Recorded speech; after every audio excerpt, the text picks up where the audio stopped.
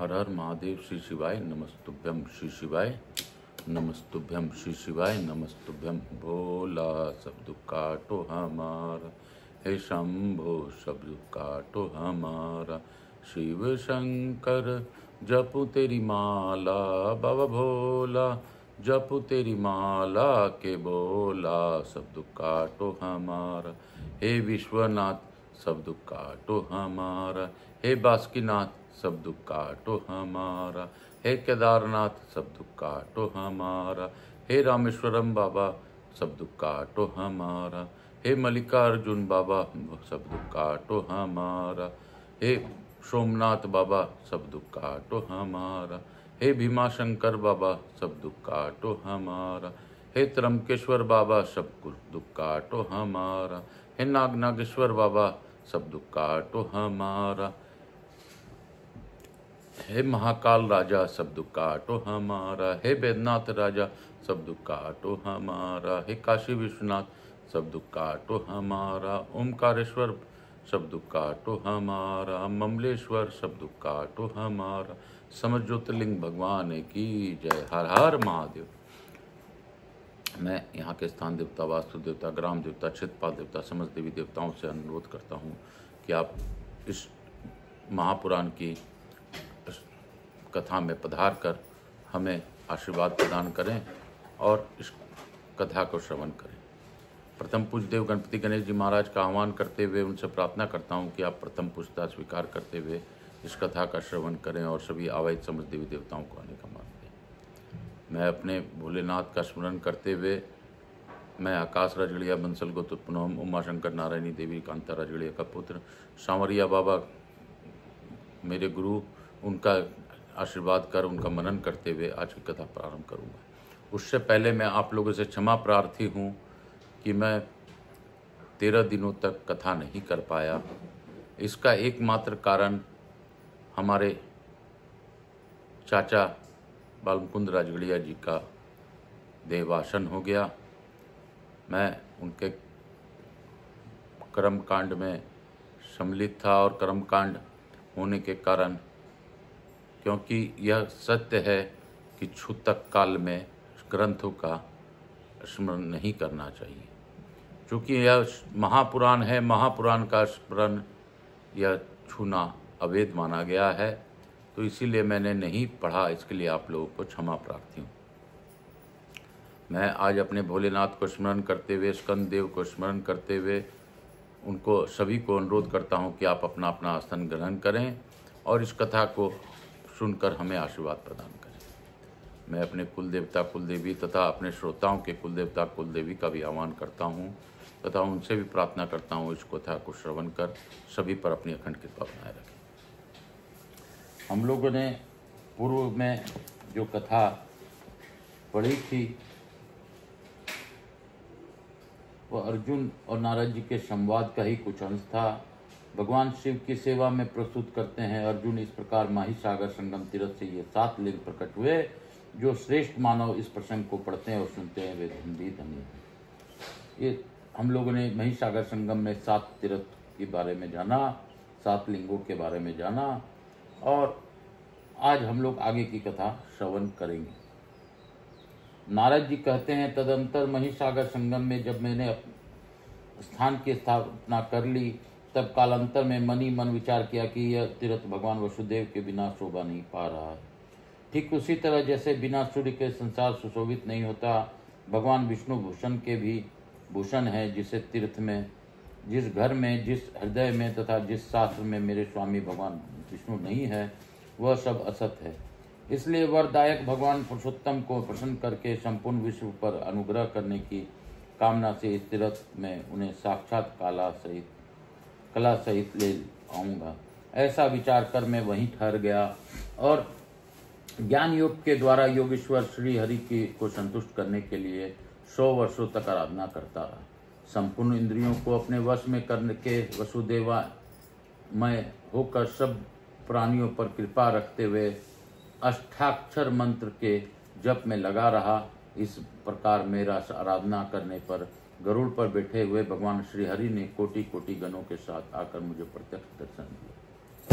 तब मैंने श्रीहरि को विधि पूर्वक अर्घ्य दे प्रणाम करके दोनों हाथ जोड़े हुए कहा, प्रभु, पूर्व काल में श्वेत दीप नामक धाम में मैंने अपने अजन्मा सनातन नर नारायणात्मक स्वरूप का दर्शन किया है।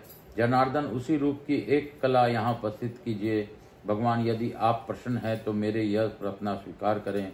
मैंने इस प्रकार प्रार्थना करने पर भगवान गरुड़ ध्वज ने कहा, ब्रह्मपुत्र नारद, तुम्हारे हृदय में जिस आकांक्षा का उदय नहीं हुआ है वह उसी रूप में पूर्ण हो। मुझे इस तीर्थ में सदैव निवास करना है।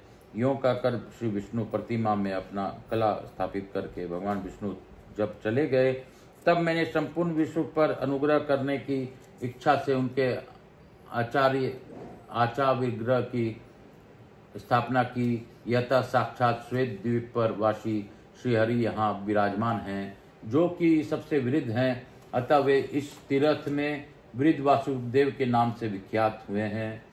कार्तिक मास के शुक्ल पक्ष में जो कल्याणमयी एकादशी आती है, उस दिन झरने अथवा नदी आदि के जल में विधि पूर्वक स्नान करके जो पुरुष पंचोपचार द्वारा भक्ति भाव से श्रीहरि का पूजन करता है तथा उपवास और जागरण करते हुए श्रीहरि के आगे संगीत एवं वाद्य का आयोजन करता है, अथवा दम्भ और क्रोध त्याग कर श्री विष्णु की महिमा एवं लीला की कथा करता है तथा मन और इंद्रियों को वश में रखते हुए प्रसन्नचित हो यथाशक्ति दान देता है, वह ब्रह्म हत्यारा क्यों न हो, अनेक जन्मों की समस्त पाप राशियों से मुक्त हो जाता है।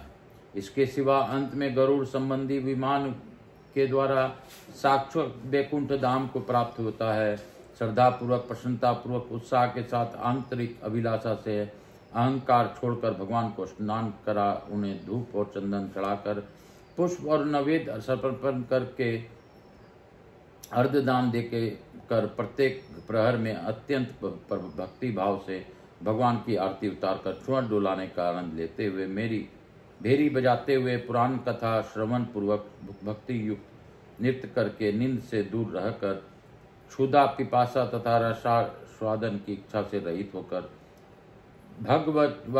भगवाचरण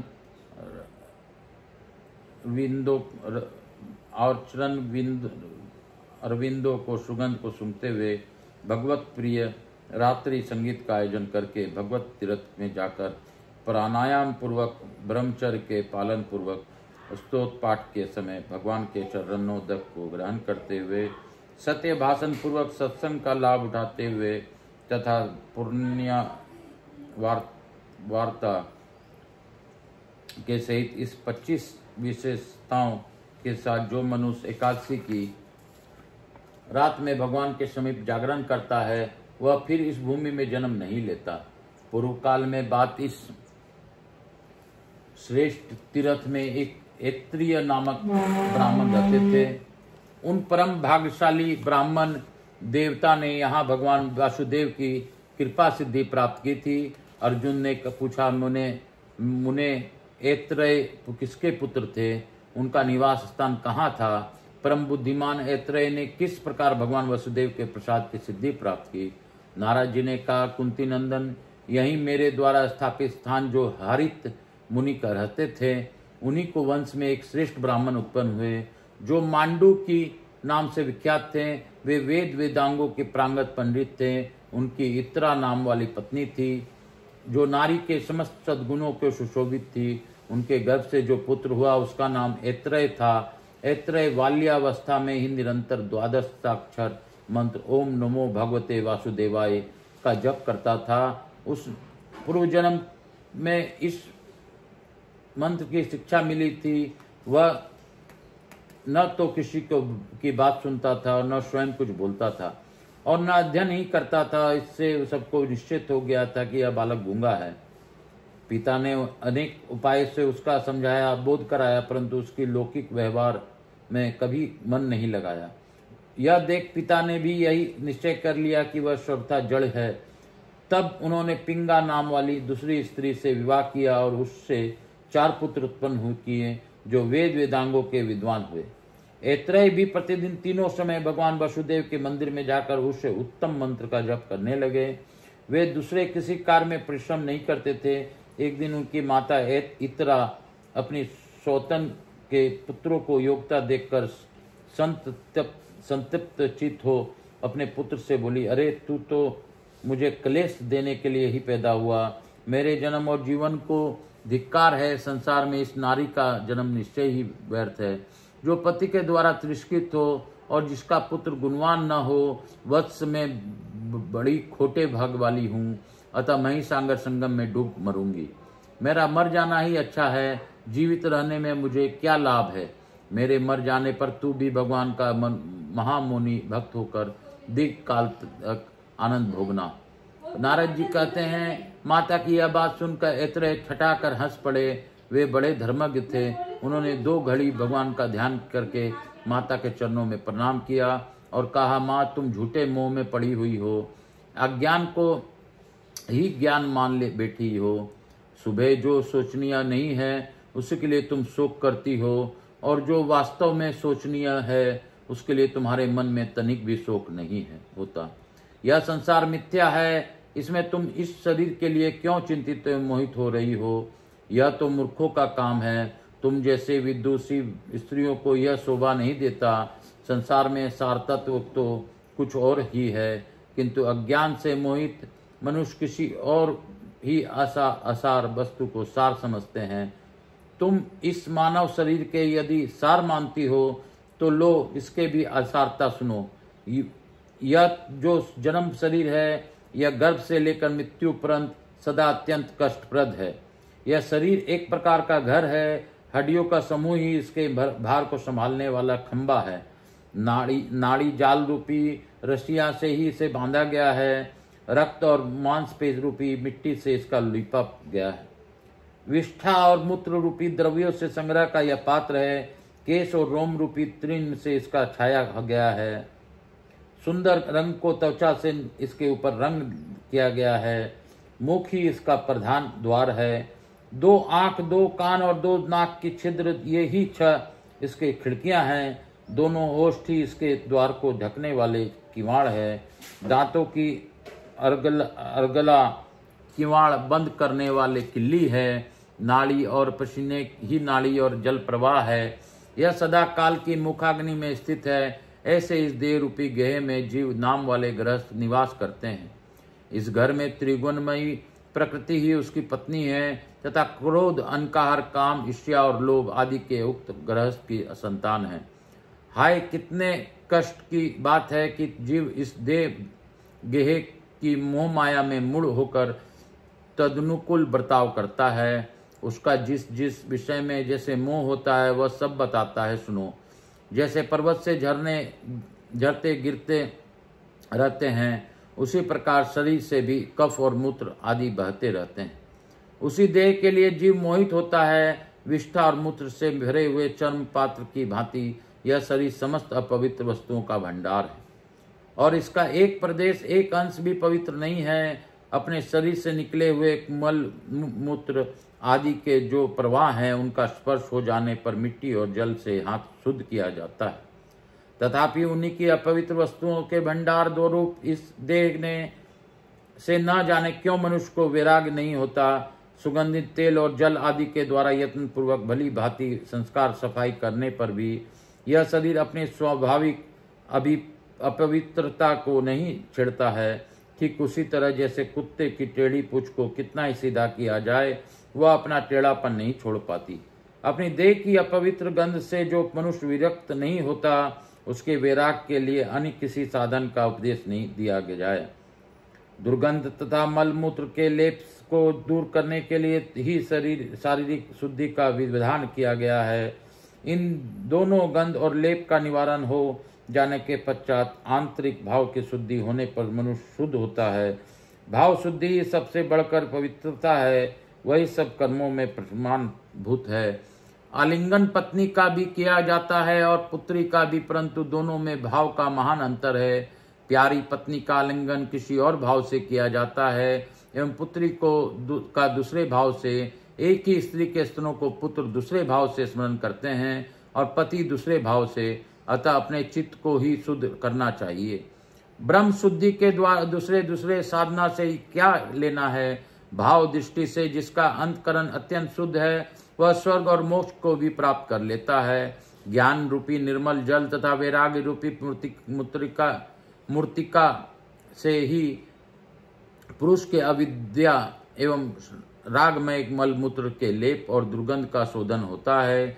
इस प्रकार इस शरीर को संभावतः अशुद्ध माना गया है। जैसे केले के वृक्ष में केवल वलकल ही सार है, उसी प्रकार इस देह में केवल त्वचा मात्र सार है। वास्तव में यह सर्वथा निसार है। जो बुद्धिमान अपने शरीर से को इस प्रकार दोषयुक्त मान जानकर उदासीन हो जाता है, उसकी ओर से अनुराग शिथिल कर लेता है। वह इस संसार बंधन से छूटकर निकल पाता है, किंतु जो दृढ़ता पूर्वक इस शरीर को पकड़े हुए रहता है, उसका मन मोह नहीं छोड़ता, वह संसार में ही पड़ा रह जाता है। इस प्रकार यह मानव जन्म लोगों को अज्ञान दोष से तथा नाना कर्म वर्षात दुर्ख स्वभाव और महान कष्टप्रद बताया गया है। जैसे बड़े भारी पर्वत से दबा हुआ कोई प्राणी बड़े कष्ट से पीड़ित रहता है, उसी प्रकार गर्भ की झिल्ली से बंधा हुआ मनुष्य महान कष्ट से वहां ठहर जा पाता है। जैसे समुद्र में गिरा हुआ कोई मनुष्य अत्यंत व्याकुल होकर बड़े भारी दुख से गिरा जाता है, उसी प्रकार गर्भगत जल से भिंगे हुए अंगों वाले गर्भस्थ शिशु अत्यंत व्याकुल रहता है।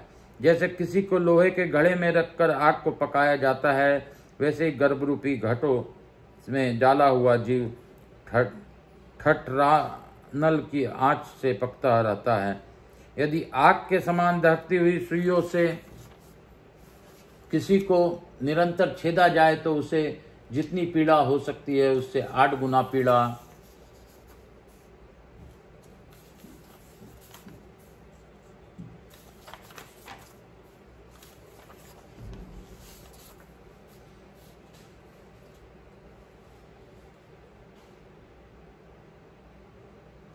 8 गुनी पीड़ा गर्भ के भोगनी पड़ती है। उसी प्रकार स्थावर जंगम सभी प्राणियों को अपने अपने गर्भ के अनुरूप यह महान गर्भ दुख प्राप्त होता है। ऐसा कहा जाता है गया है, गर्भ में स्थित होने पर सभी को अपने पूर्व जन्म की स्मरण हो जाता है। उसी समय जीव इस प्रकार सोचता है, अहो मैं मर कर पुनः उत्पन्न हुआ हूँ, उत्पन्न होकर पुनः मृत्यु को प्राप्त हुआ, जन्म ले लेकर मेरे सहस्त्रों योनियों का दर्शन किया है। इस समय जन्म धारण करने से ही मेरे पूर्व संस्कार जाग उठे हैं, अतः मैं ऐसे कल्याणकारी साधन का अनुष्ठान करूंगा जिससे पुनः मेरी गर्भवास न हो। संसार बंधन को दूर करने वाली भगवदीय तत्व ज्ञान का मैं चिंतन करूंगा। इस प्रकार उस दुख से छूट के उपाय पर विचार करता हुआ गर्भस्थ जीव चिंता मग्न रहता है। जब उसका जन्म होने लगता है उस समय तो उसे गर्भ की उपेक्षा भी कीटाणु कोटि गुना अधिक दुख होता है।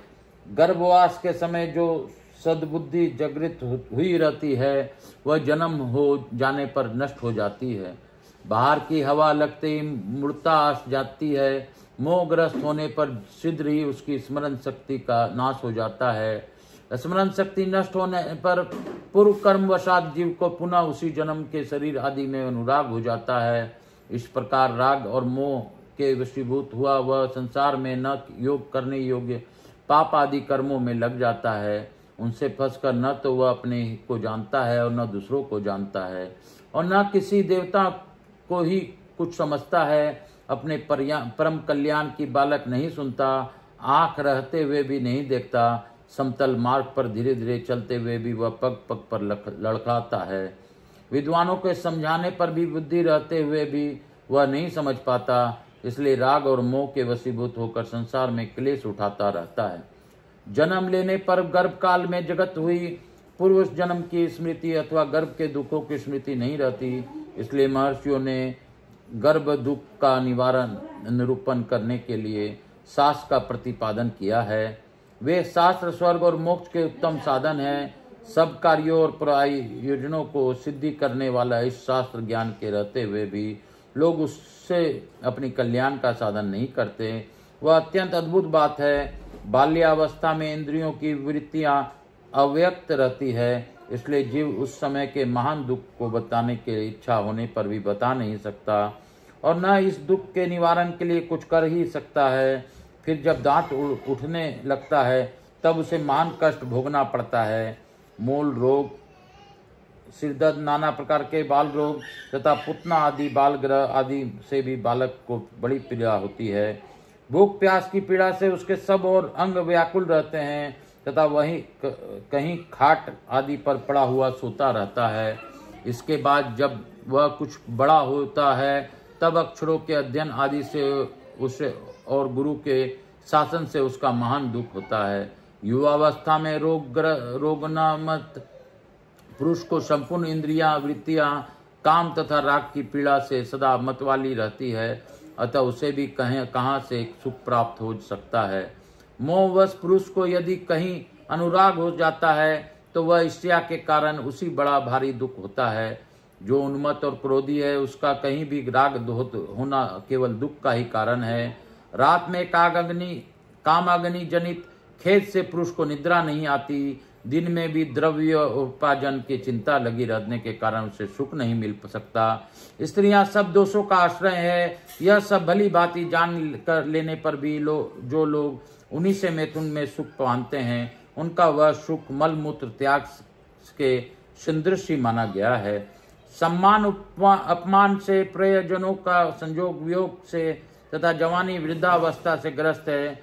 निवर्धन विघ्न सुख कहा से है। युवावस्था का शरीर एक दिन जरा अवस्था से जर्जर कर दिया जाने पर संपूर्ण कार्यों के लिए असमर्थ हो जाता है। उसके बदन में झुर्रियां पड़ जाती है, सिर के बाल सफेद हो जाते हैं और शरीर बहुत ढीला ढाला हो जाता है। स्त्री और पुरुष का वही रूप जो जवानी के दिनों में एक दूसरे का आधार था, जराग्रस्त हो जाने पर दोनों में से किसी को भी प्रिय नहीं लगता।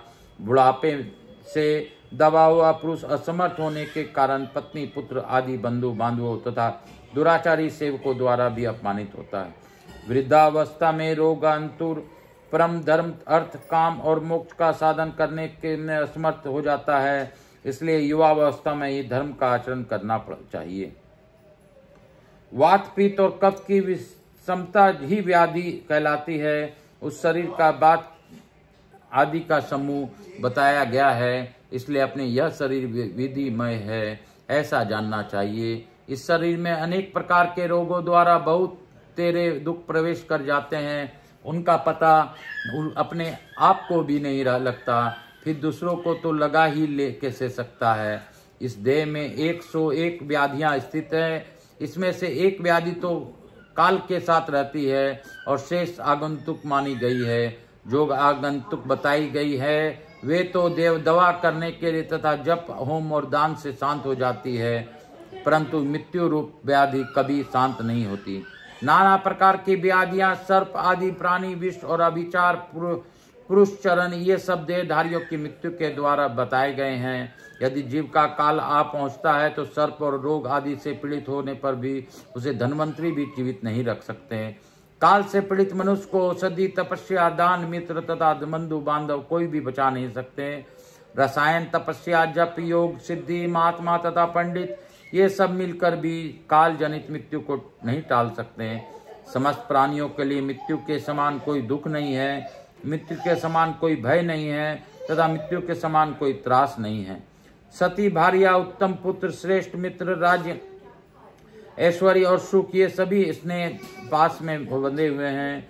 मृत्यु इन सब का उच्छेद कर डालती है। माँ, क्या तुम नहीं देखती कि हजारों मनुष्यों में से 5 भी शायद ही ऐसे होंगे जो पूरे 100 वर्षों तक जीने वाले हों। कोई 80 वर्ष और 70 वर्ष की अवस्था में मरते हैं। प्रायः 60 वर्ष तक की लोगों की परमायु हो गई है, किंतु वह भी सबके लिए निश्चित नहीं है। जिस देहधारी के अपनी पूर्व कर्मानुसार जितनी आयु प्राप्त होती है उसका आधा भाग तो मृत्यु रूपनी रात्रि हर लेती है। बाल्यावस्था, बोधावस्था तथा वृद्धावस्था के द्वारा 20 वर्ष और व्यतीत हो जाते हैं। जो धर्म, अर्थ और काम किसी को उपयोग में नहीं आते, शेष आयु का आधा भाग मनुष्य पर आने वाले बहुत से भय तथा अनेक प्रकार के रोग और शोक आदि हर लेते हैं। इन सब से जो शेष रह जाता है वही मनुष्य का जीवन है। इस जीवन को समाप्ति होने पर मनुष्य अत्यंत भयंकर मृत्यु को प्राप्त होता है। मृत्यु के बाद वह पुनः करोड़ों योनियों में जन्म ग्रहण करता है। कर्मों की गणना के अनुसार देह भेद से जो जीव का एक शरीर से वियोग होता है उसी मृत्यु नाम दिया गया है। वास्तव में उससे जीवन का विनाश नहीं होता। मृत्यु के समय महान मोह को प्राप्त हुए जीव के मर्म स्थान जब विदीर्ण होने लगते हैं, उस दशा में उसे जो बड़ा भारी कष्ट भोगना पड़ता है उसको उसी संसार में कहीं उपमा नहीं है। जैसे सांप मेढक को निगल जाता है, उसी प्रकार मृत्यु जब मनुष्य को निगलने लगती है, उसी समय वह हाँ तात, हाँ माता, हाँ कांते इत्यादि रूप से पुकारते हुए अत्यंत दुखों को होकर रोता है। भाई बंधुओं से साथ छूट रहा है, प्रेमी जन जैसे चारों ओर से घेर कर खड़े हैं, वही सुख लेते हुए मुख से गरम गरम लंबी सांस खींचता है। चारपाई पर चारों ओर बार बार करवट बदलता है, पीड़ा से मोहित होकर बड़े वेग से इधर उधर हाथ फेंकता है। खाट से भूमि पर और भूमि से खाट पर तथा फिर भूमि पर आना चाहता है। उसके वस्त्र खुल गए हैं, लज्जा छूट चुकी है, विष्ठा और मूत्र में सना हुआ है, कंठ, ओष्ठ और तालु सूख जाने के कारण बार बार पानी मांगता है। अपने धन वैभव के लिए इस बात की चिंता करता है कि मेरे मन मर जाने पर किसके हाथ में पड़ेंगे। पुनः काल पास से खींचे जाने पर उसका गला घुराने लगता है। पार्श्ववर्ती लोगों को देखते देखते मृत्यु को प्राप्त हो जाता है। जैसे तिरंजलोक का जल में बहते हुए तिनके के अंत तक पहुंचकर जब दूसरा तिनका थाम लेती है तब पहले को छोड़ देती है, उसी प्रकार जीव एक देह में दूसरी देह में क्रमशः प्रवेश करता है। भावी शरीर में अंशतः प्रवेश करके पूर्व शरीर का त्याग करता है। विवेकी पुरुष के लिए किसी के कुछ मांगना मृत्यु के भी अधिक दुखदायी होता है। मृत्यु का दुख तो क्षण भर में समाप्त हो जाता है, परंतु याचना जनित दुख का कभी अंत नहीं होता। मैंने तो इस समय यह अनुभव किया है कि मृत्यु मनुष्य जीवित रहकर याचना करने वाले की अपेक्षा श्रेष्ठ है, क्योंकि जब वह फिर दूसरे के किसी के सामने हाथ नहीं फैला सकता, तृष्णा की लघुता का कारण है। आदि में दुख है, मध्य में दुख है तथा अंत में भी दारुण दुख प्राप्त होता है। दुखों की यह परंपरा समस्त प्राणियों को स्वभावतः प्राप्त होती है। क्षुधा को सब रोगों के से महान रोग माना गया है। वह अनरूपी औषधि का लेप करने से कुछ क्षणों के लिए शांत हो जाती है। क्षुधा रूपी व्याधि की तीव्र वेदना संपूर्ण बल का उच्छेद करने वाली है। जैसे अन्य रोगों से लोग मरते हैं, उसी प्रकार क्षुधा से पीड़ित होने पर भी मनुष्य की मृत्यु हो जाती है। यदि कहे धान्य संपन्न राजा सुखी होंगे तो यह भी ठीक नहीं। राजा को केवल यह अभिमान ही होता है कि मैंने घर में इतना वैभव शोभा पा रहा है। वास्तव में तो उनका सारा आभरण भार रूप है। समस्त आलेपन द्रव्य मलमूत मात्र है। संपूर्ण संगीत राग प्रलाप मात्र है तथा नृत्य आदि भी पागलों को ही सी चेष्टा है।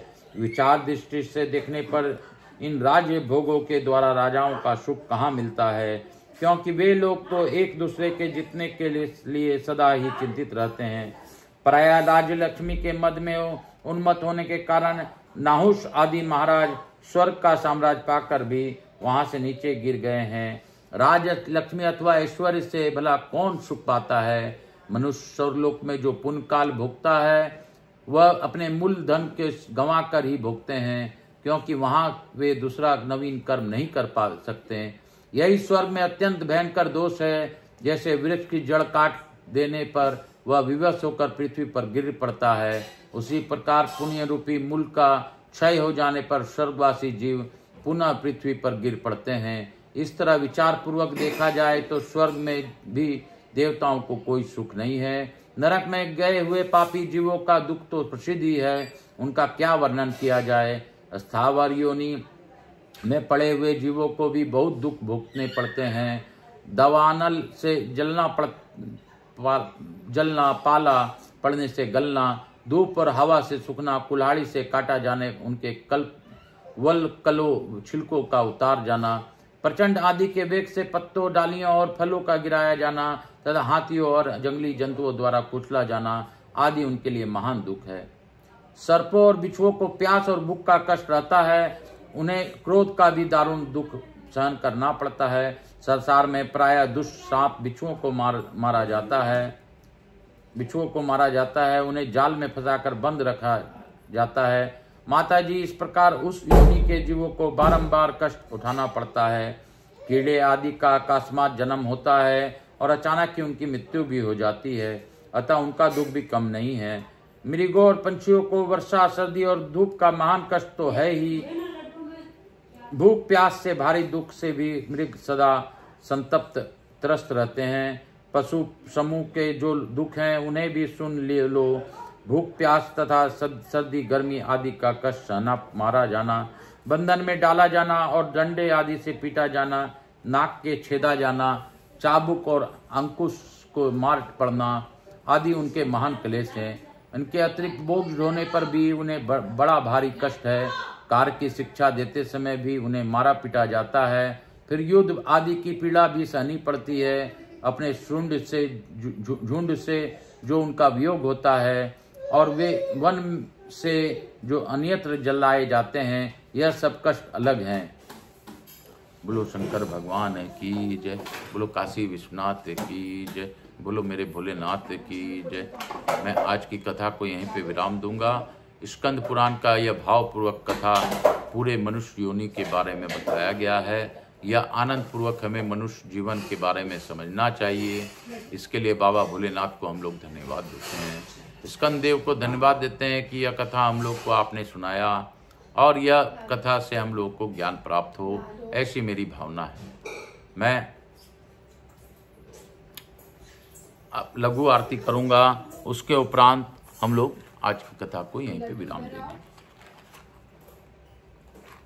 नमः शिवाय, ओम नमः शिवाय, हर हर भोले, नमः शिवाय, नमः शिवाय, ओम नमः शिवाय, हर हर भोले, नमः शिवाय। बोलो शंकर भगवान की जय।